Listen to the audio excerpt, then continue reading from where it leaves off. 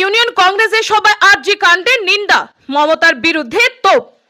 অসমীয় BJP সরকারের সমালোচনা, হিমন্ত সরকারকে দোষারোপ।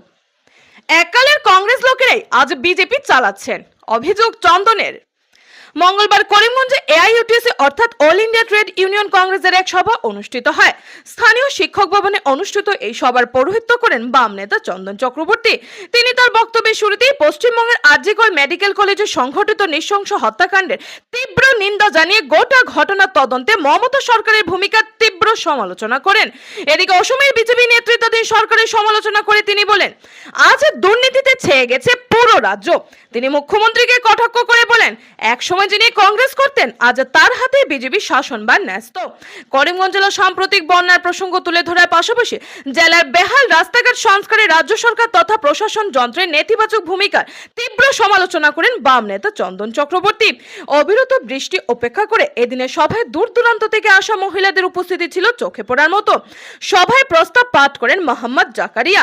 এছাড়াও সংগঠনের প্রমুখ রজত দেও সভায় নিজের মতামত তুলে ধরেন। করিমগঞ্জ থেকে সুস্মিতা দাসের রিপোর্ট। সামনে বসে আছেন আমাদের দূর দূরান্ত থেকে আগত শ্রমিক ভাই ও বোনেরা।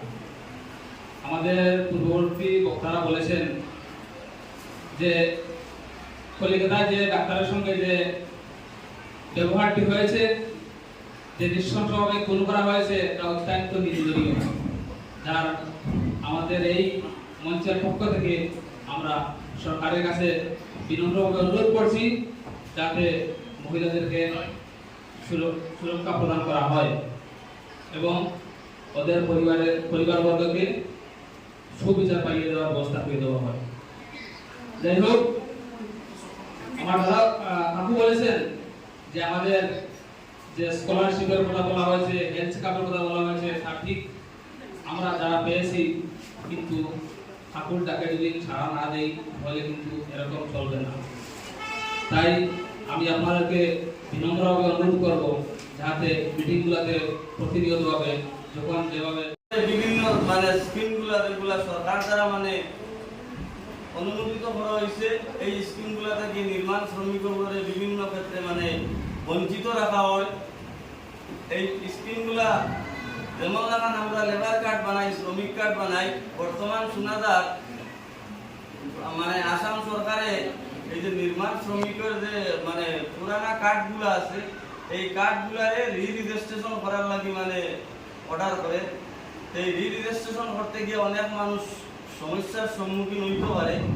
আমি আগামী আপনারা, যদিও অফিসিয়ালি অ্যানাউন্সমেন্ট হয়েছে না, আমি আমার মৌখিক হিসাবে আপনারা সতর্ক রাখার চেষ্টা করিয়া, যদি একজন মানুষের ন্যূনতম অর্থাৎ সরকারের যে অন্য বিভাগীয় যে সাহায্য সহযোগিতা যদি সবসময় পাইয়া থাকেন, আমরা লেবারের আওতায় আইন না, তাই নিজে নিজে টানত থাকি কার্ডটা সারেন্ডার করবার।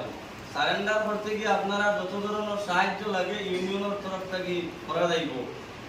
কিন্তু সাধারণ মানুষ আমরা যারা আছি, শ্রম কাজে যুক্ত আছি, আমরা উপরে কোনো ধরনের হয়রানি যদি হয়, তাও আমরা এই ব্যাপারে আপনাদের সাহায্য সহযোগিতা করব।